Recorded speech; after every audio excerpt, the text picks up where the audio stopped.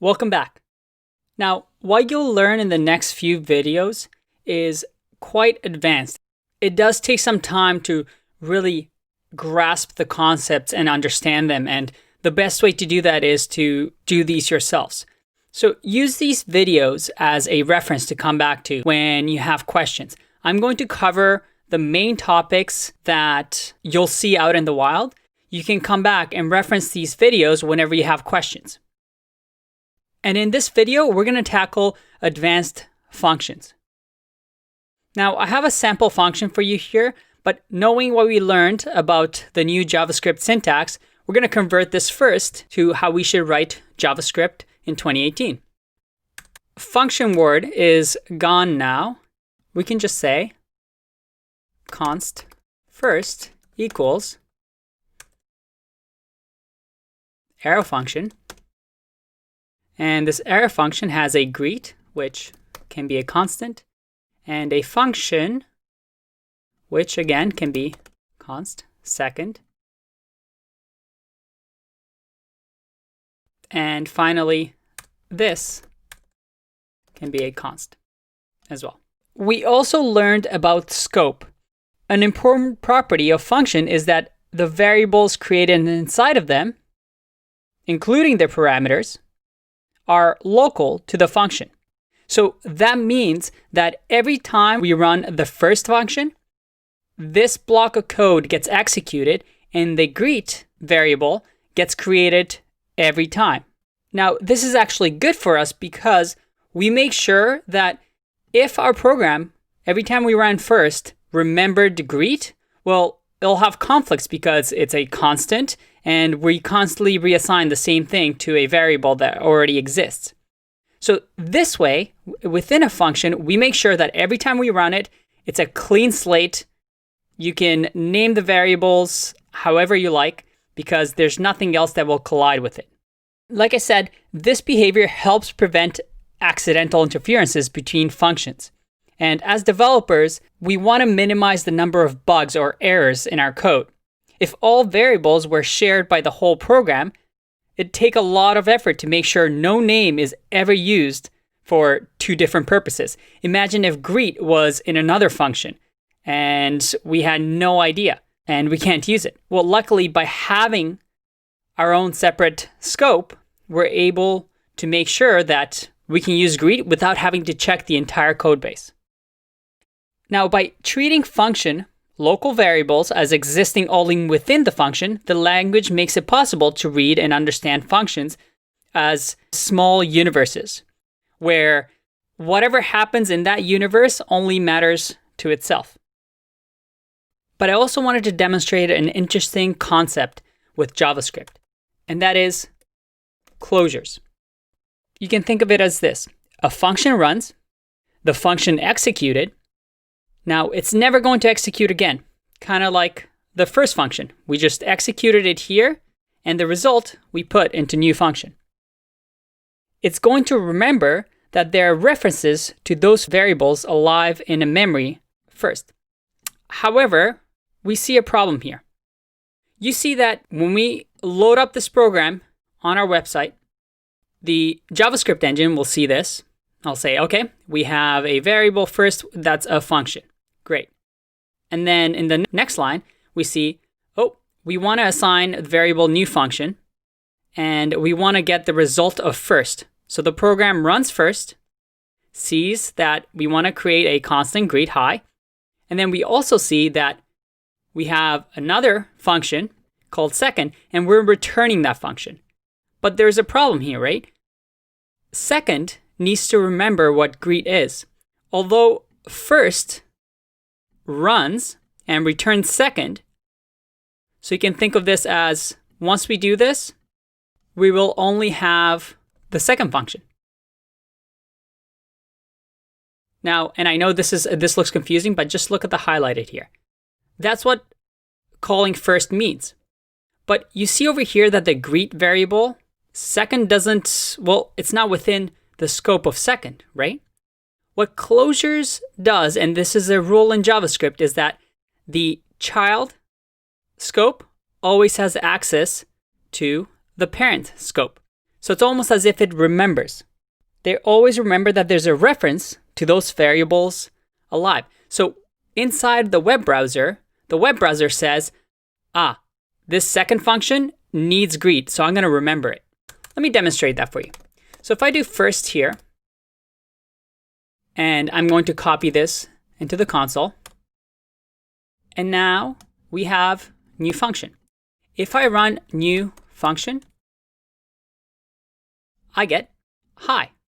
Even though first is never going to be run again, the only thing that we have left is the second function, the web browser remembers greet.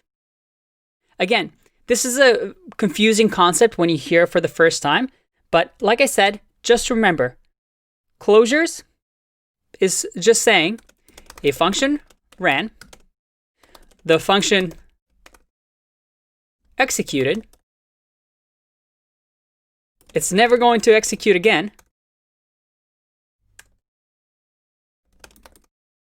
but it's going to remember that there are references to those variables.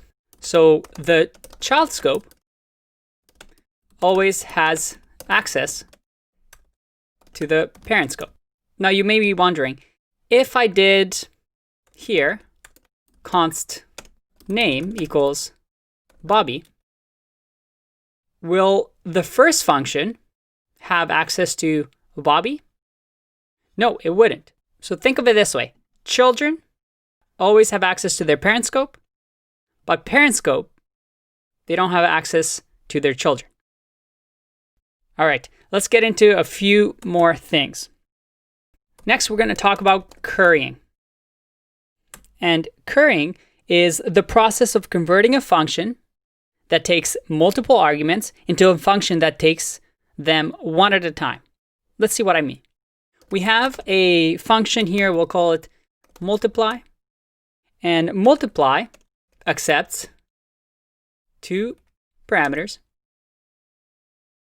And again, we're using our new function syntax. We'll say A multiplies B. Now, currying means we're changing this function to only accept one parameter at a time.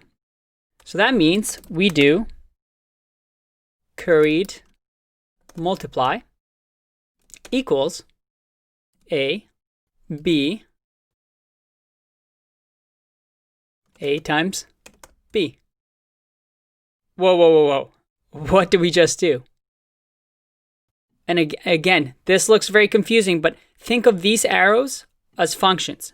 So right now, if I do curried multiply, and I'll just say 3, well, let's see this in action, what happens. I get a function that accepts B multiplied by A. So by running this is saying that A is 3. And now we'll know that when we multiply, A is 3. But because this has a function and another function, so a function inside of a function, this just returns this part. So it returns a function, as you can see here. So now, in order to make this work, let me put this back. In order to make it work, we have to say curried multiply. We'll say 3, and then another bracket, 4. And I get 12.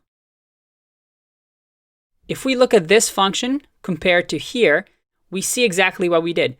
We created a variable, curried multiplier, that accepts a parameter. So it's a function that accepts A. In this case, it's 3. And once you call that function, once you run it, it returns another function that accepts B, and that function multiplies A and B. So what I'm doing here is saying, curried multiplier, A is 3, B is 4, and now multiply A times B. And as you can see, as I said about currying, it's the process of converting a function that takes multiple arguments, like I said, into a function that takes them one at a time. Now, why do we even need to do this? because now it's more extensible. I can do something like const multiply by 5 equals, and now I have this. So anytime I want to multiply by 5, I could just say, let me copy this. Now anytime I want to multiply a number by 5,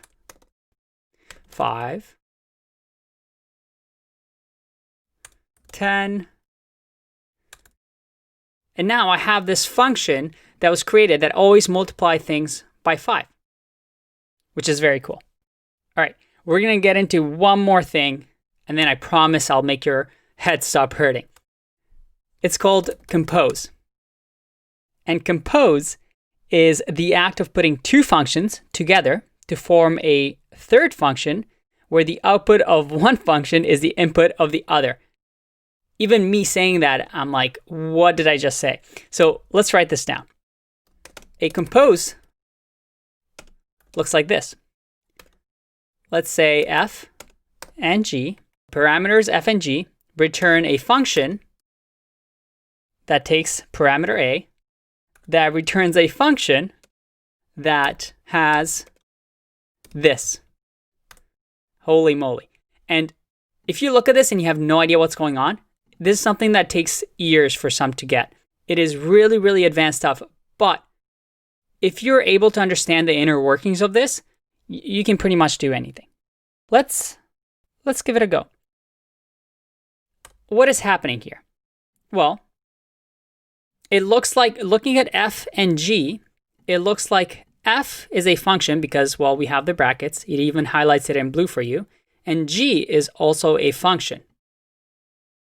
If I had a sum function that let's say takes a number and just adds 1. What we can do with compose is I can say compose, again, we have the function here, sum, so both f and g are sum. And now, because it takes another bracket, I can say 5. All right, so let's run this and then we can go step by step to show you what it does. I get 7. So why is that? Well, let's take it one by one. If both f and g are sum and a is 5, we look at what the function returns. And because, again, we have two brackets, we're executing the first part of the function, which returns us another function, which is this. And within it, we give the a 5. So when this function runs, it says a is 5. Okay. And then let's run the inner function, g. In this case, it's sum. So if you remember, sum is just saying, give me 5, and then 5 plus 1. So now this changes to 6. And then finally, the f function runs, which is, again, sum. And this says sum is giving me 6. So 6 plus 1 is 7. And this whole thing returns 7. Whew. All right, that was a whole ton of stuff.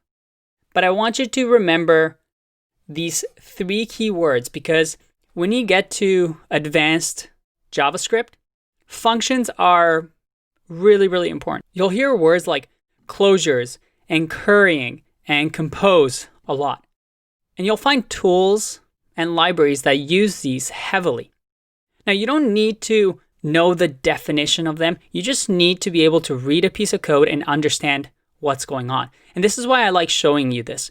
Although it's really advanced and very hard to grasp, by understanding the step-by-step process of how a function works, this is really useful, because now when you encounter this in the wild, you'll understand how everything works. Now, to finish off this function section, I want to tell you the most important thing that you can do as a web developer when creating code. And that is the idea of avoiding side effects and functional purity. What does that mean? Well, let's go back to my diagram here. You might remember this from the first part where we said a input is, well, we give a function input of some sort. It could be an empty input or it could have parameters like 5 and 10. A function does something that we define. It has its own scope. Remember, it's its own universe. It could have console log. It could do a bunch of stuff. And then it asks, am I returning anything? You can, this should be undefined. So you can return a value, or if it doesn't return anything, it just does undefined. Now, the two words that I just said, side effects and functional purity. Well, side effects are any of these things. Any of actions that happen inside of the function that we don't really know anything about. If it interacts or reads or writes to an external variable, for example, or console logs, well, that's a side effect. If we change here a variable 1, a equals 1, and then I have a function that changes a, well, that's a side effect. That's something that the function's doing to affect the outside world. Remember, we want to think of functions as its own universe. And if it starts affecting the outside world, I mean, it's not the end of the world. We've done console log before. We've done this before. But it is good practice to avoid these side effects. And by avoiding these side effects, we have something called functional purity. And functional purity is a concept where we say, in order for us to write really, really good programs, we want to avoid side effects, and we always want to return so that this and this are gone. And we always return something. And what's the power in this? By avoiding side effects and always returning, we create something that we call deterministic. And deterministic is a word that you may have heard. It means that no matter what, if my inputs, let's say 5 and 10, go through this function, this little universe, the return value will be always the same. Let me say that again. The input, whatever we put in the parameters, whether it's empty or it has certain parameters, it always returns. If we run this 1,000 times, it always returns the same value. That's determinism. It's a very important concept, and that's a key principle in avoiding bugs. Because if this function always does the same thing, well, then you know exactly what it does, and you won't have random errors popping out here and there. That's what I want to leave you with. Although this is not the law, and you'll find code bases that will have a lot of side effects, there's going to be a lot of things happening inside functions that maybe even affect variables that live outside of a function. It is really, really good practice to be a top performing developer to have this in mind of creating functions that minimize side effects and have functional purity, what we call determinism, where anything you put into the function, it always returns the same thing. All right, that's it for now. Go try out some exercises. I'll see you in the next one. Bye-bye.